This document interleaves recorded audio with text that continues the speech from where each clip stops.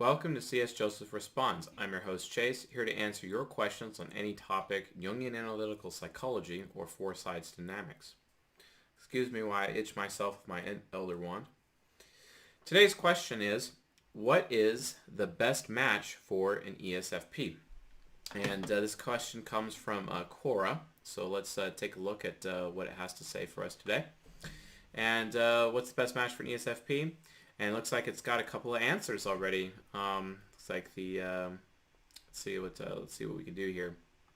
So Isabel Mayhew says the best match for an ESFP would be fairly easy to find ISFJ personality type. Both will obtain what they need with minimal effort. The ESFP will provide the fun and social networking the ISFJ needs.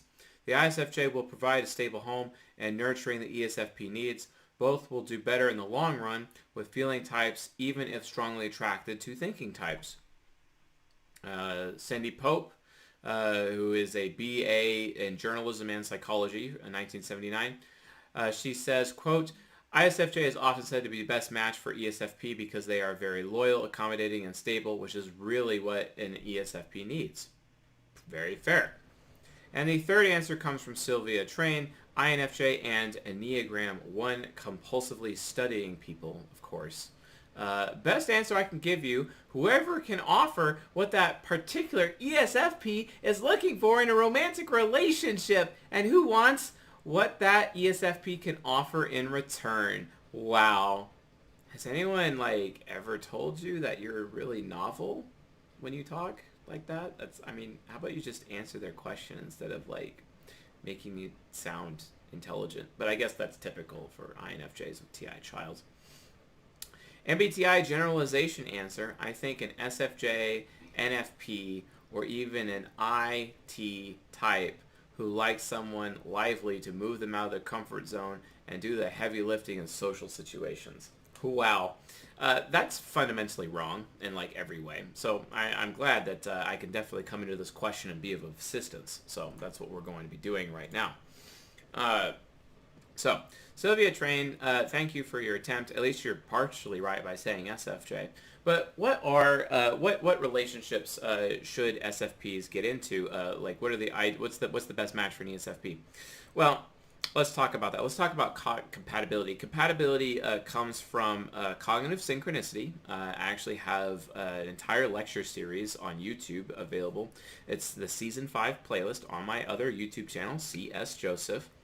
Just search CS Joseph. You can also go to the channel front page of this channel, go to featured channels and click CS Joseph and boom, you're there. Or you can go to csjoseph.live/social, click on YouTube and boom, you're on the YouTube channel. Go to playlists, Season 5, learn about cognitive synchronicity, which is basically the foundation that explains, the foundational theory that explains how compatibility for relationships actually works. And you could also go to Season 12 and watch social compatibility for ESFPs. It's not necessarily romantic compatibility, but it's a little bit there. Romantic compatibility is actually discussed a lot more in Season 14, but that's available at Patreon at csjoseph.live/Patreon. Hashtag commercial over, on to answering the question. So, that being said, SFJs are amazing for ESFPs. Well, what is that all about? Where does that come from? It really comes from. Let's see. I think I actually have a visual aid prepared here. A little bit of a visual aid to use for this, but and I used this before. So let's share the screen here. So this is known as the Quadra Foursquare, and each of the 16 types belongs to one of these quadras. And ESFP specifically, they belong in the Wayfarer quadra. A ESFP is right here that's known as the dualist. They are a Wayfarer. Wayfarers are all about introverted feeling and extroverted thinking, and they're also about introverted intuition and extroverted sensing, fire and wind versus bow and spear, etc.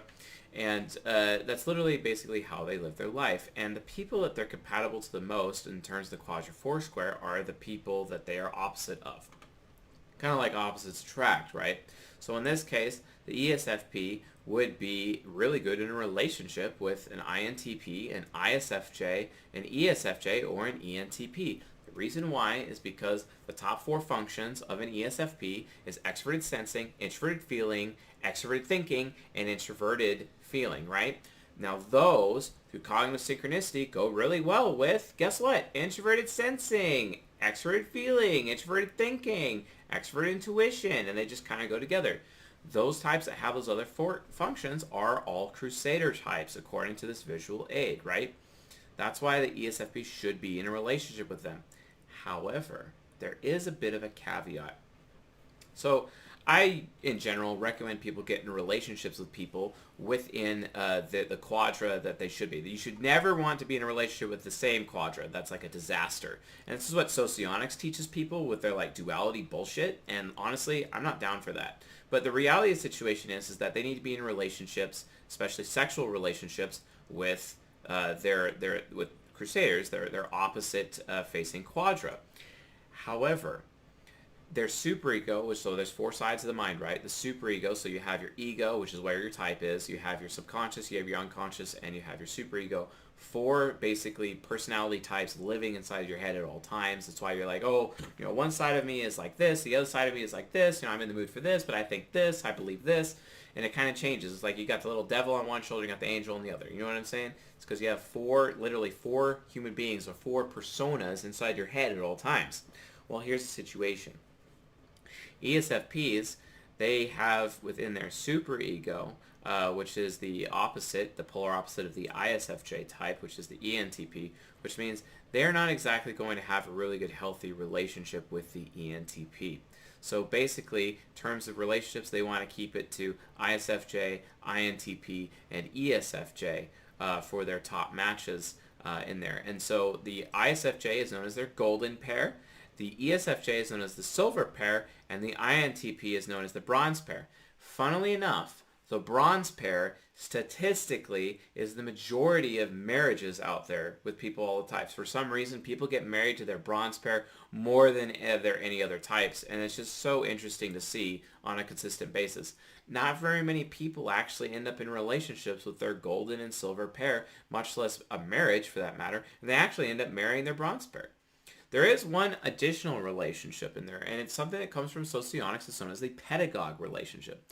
Like the golden pair, the pedagogue relationship has highest sexual compatibility with like the ESFP, and that would be the ISTJ type. So going back to our visual aid again, where is the ISTJ? The ISTJ, interestingly enough, is down here in the philosopher area. And the ISTJ is known as the pedagogue to the ESFP, and the ESFP is also the pedagogue to the ISTJ. So as a result, when they're in that situation, from a pedagogue standpoint, they learn from each other. They have amazing sexual compatibility, amazing sexual chemistry, just like they would with their golden pair. The difference is in that situation is that if they ever have any conflict in their relationship, they could always solve it in the bedroom, which is awesome. However, they lack emotional compatibility. But that can be a good thing. So when you're talking about personal growth of each of the individual 16 types, if you want to have a life of, as an ESFP, where that's really focused on personal growth, etc., and being the best one that you could be, having a relationship, a sexual relationship, or being married to your pedagogue type can really actually advance you a lot faster on the path to enlightenment. If you want to learn more about the path to enlightenment for each of the types, I recommend watching season 19, which is available at csjoseph.life/Patreon. Just get a gold tier membership, and you can watch all of season 19, which there's like 17 episodes of. So it's like a lot of content. And there's also season 14, which is like 9 episodes as well. Plus there's like an additional season 14 episode at Silver and whatnot. So either way, all of these things are available to you as resources and whatnot. So anyway, where does that leave us? Bottom line, to answer this question, what is the best match for an ESFP? The answer is really ISFJ, and then I'd probably stick ISTJ as number 2, followed by ESFJ, and then INTP as their bronze pair. Don't forget the bottom one, which is their bronze pair, is also statistically the one that the ESFP is most likely to get married to. So anyway, I hope this was useful and helpful to you. And thanks for watching. If you liked what you saw here, please subscribe to the channel, leave a like while you're at it, and if you have any questions or comments about ESFPs below, leave it below, and I'll answer, or I read all of them. I may not answer, but I definitely read all of them, guys. So anyway, thanks for watching, and I'll see you guys tonight.